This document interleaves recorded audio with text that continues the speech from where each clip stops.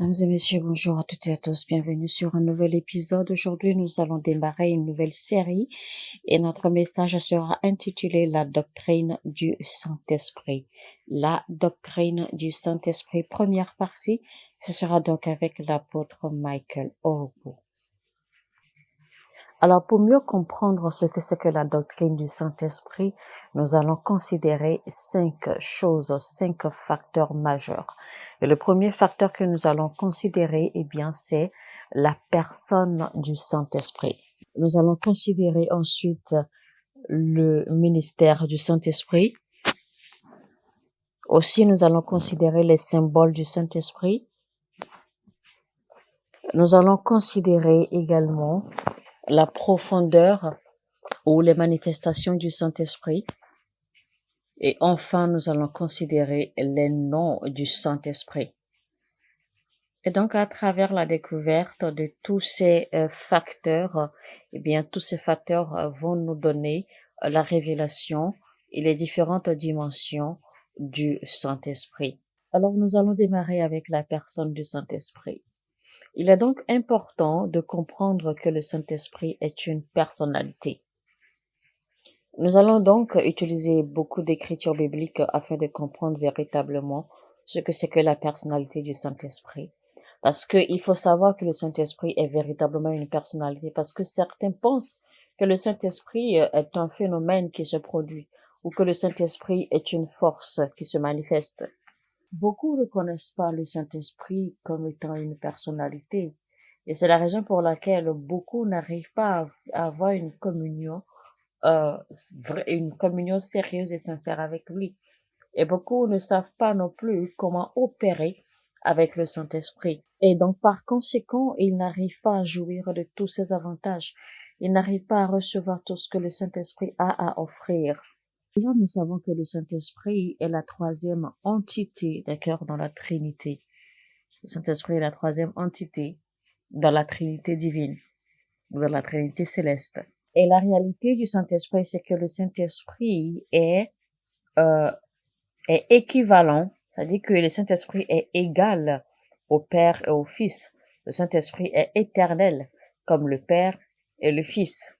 Et il est également coexistant avec le Père et le Fils. Donc, mais aussi, avant de prendre ou de voir le Saint-Esprit comme une personnalité, vous devez savoir avant tout que le Saint-Esprit est Dieu. Nous devons apprendre à avoir une connaissance et une compréhension parfaite, d'accord, de la divinité et surtout des trois critères ou des trois entités comprises dans la Trinité céleste. Il est écrit dans Romains 1:20 en effet, les perfections invisibles de Dieu, sa puissance éternelle et sa divinité se voient comme à l'œil depuis la création du monde. Quand on les considère dans ces ouvrages, ils sont donc inexcusables. Bon, à utiliser par exemple l'eau, d'accord, pour définir ou comme exemple pour voir l'existence de la divinité céleste, on sait que en fait, l'état de l'eau peut être dur ou liquide ou vapeur. Donc, l'existence de l'eau, en fait, suit un principe divin. Selon les principes divins, toute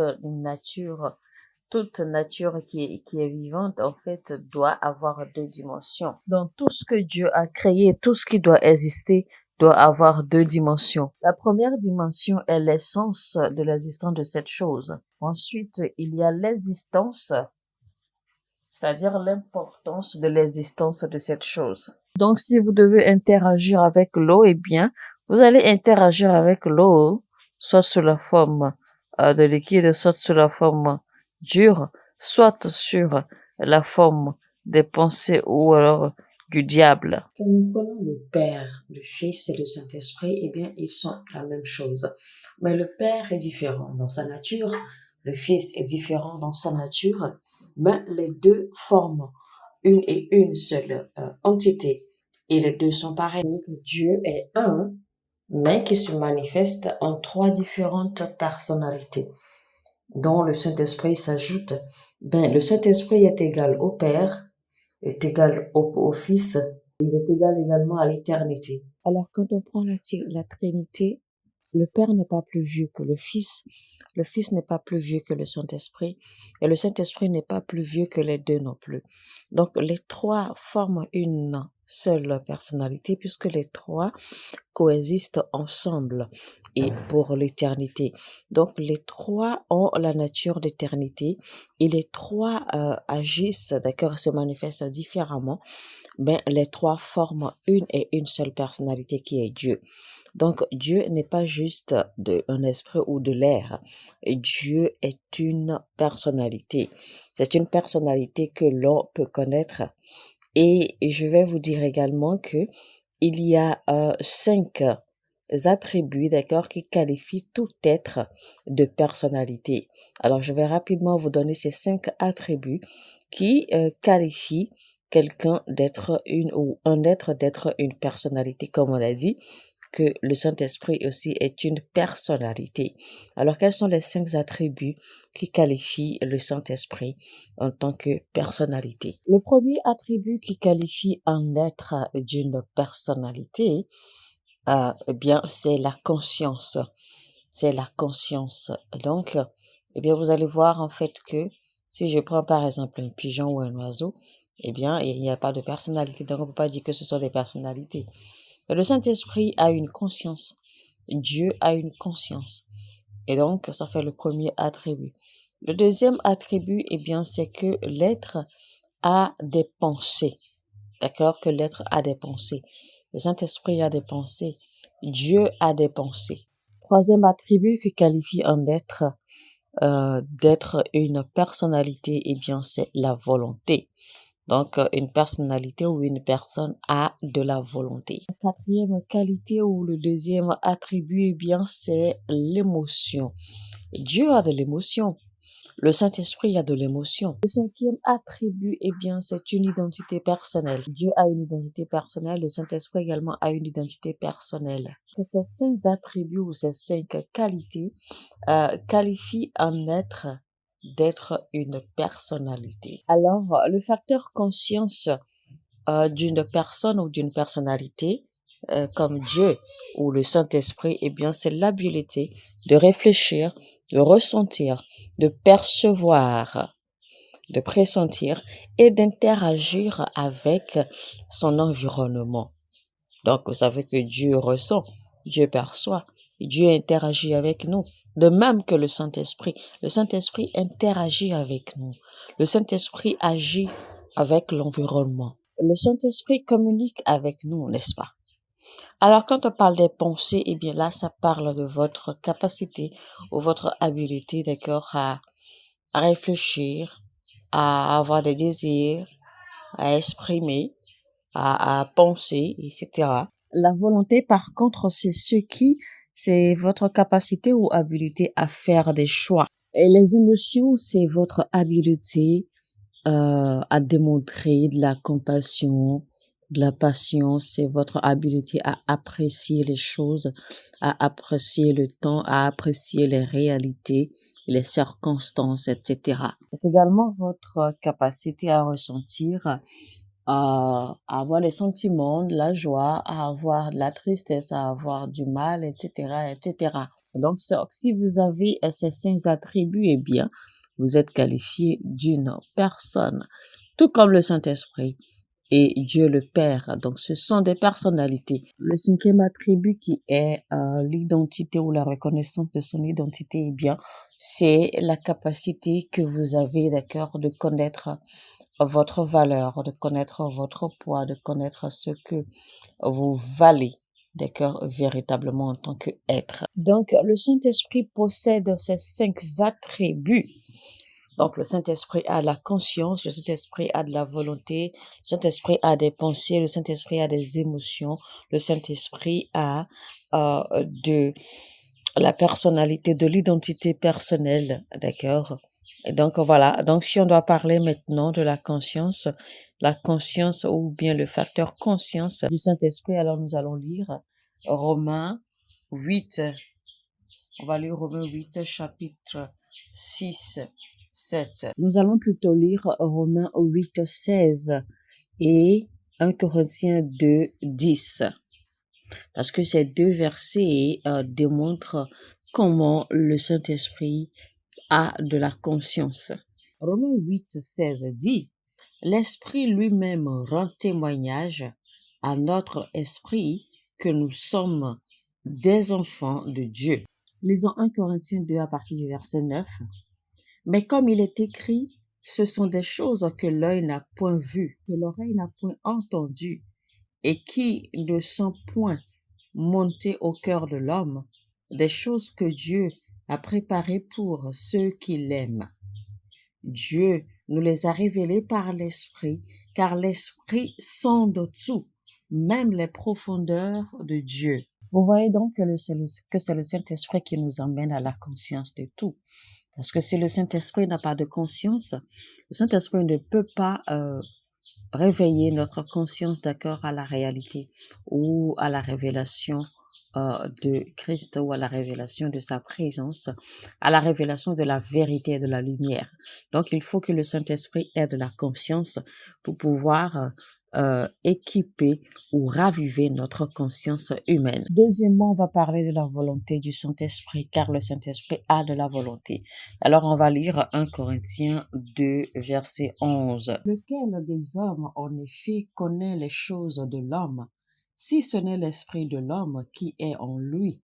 De même, personne ne connaît les choses de Dieu, si ce n'est l'Esprit de Dieu. Vous voyez donc là que le Saint-Esprit a des pensées, parce qu'il faut que le Saint-Esprit ait des pensées, parce que le Saint-Esprit perçoit facilement les choses de Dieu, le Saint-Esprit connaît et comprend facilement les choses de Dieu, et le Saint-Esprit interagit, d'accord, opère aisément avec les choses de Dieu. Et c'est ainsi que le Saint-Esprit nous aide également, nous, êtres humains, à comprendre les choses de Dieu et à également interagir avec les choses de Dieu comme cela se doit. Donc, c'est le Saint-Esprit qui a son esprit ou ses pensées, d'accord, qui peuvent agir et vivre et opérer avec les choses de Dieu. Seul lui peut nous inculquer la même nature, la même connaissance, la même conscience d'interagir avec les choses de Dieu. Et bien, troisième élément, nous allons voir que le Saint-Esprit a également de la volonté. Le Saint-Esprit a de la volonté et c'est ce que nous allons voir dans Jean 16, 13 qui dit, quand le Consolateur sera venu, l'Esprit de vérité, il vous conduira dans toute la vérité, car il ne parlera pas de lui-même, mais il dira tout ce qu'il aura entendu et il vous annoncera les choses à venir. Alléluia. Donc, tout cela que le Saint-Esprit va faire, eh bien, il le fera de sa propre volonté. Parce qu'il le fera parce qu'il y a une entente, d'accord, une entente entre Christ et lui, de nous révéler ces choses.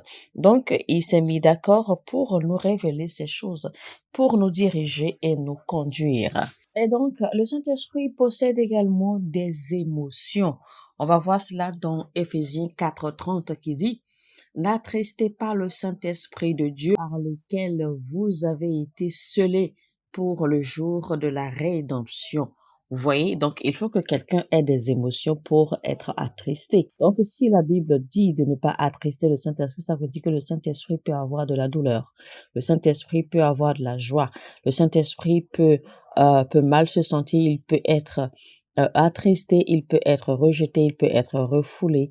D'accord, il peut être bafoué, comme il peut être accepté.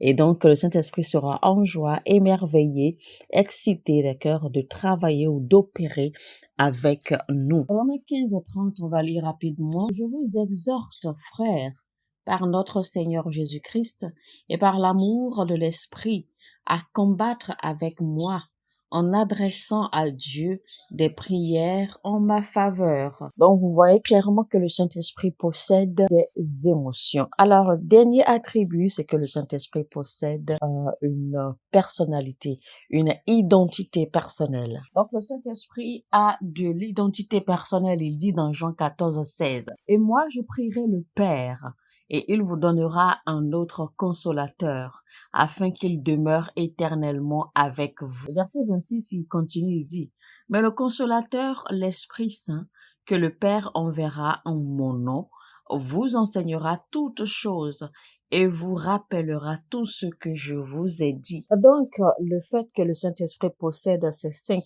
attributs, eh bien, cela nous amène à savoir et à connaître que le Saint-Esprit n'est pas juste une force, le Saint-Esprit n'est pas une expérience que quelqu'un a, mais donc que le Saint-Esprit est une personnalité à connaître et à opérer avec.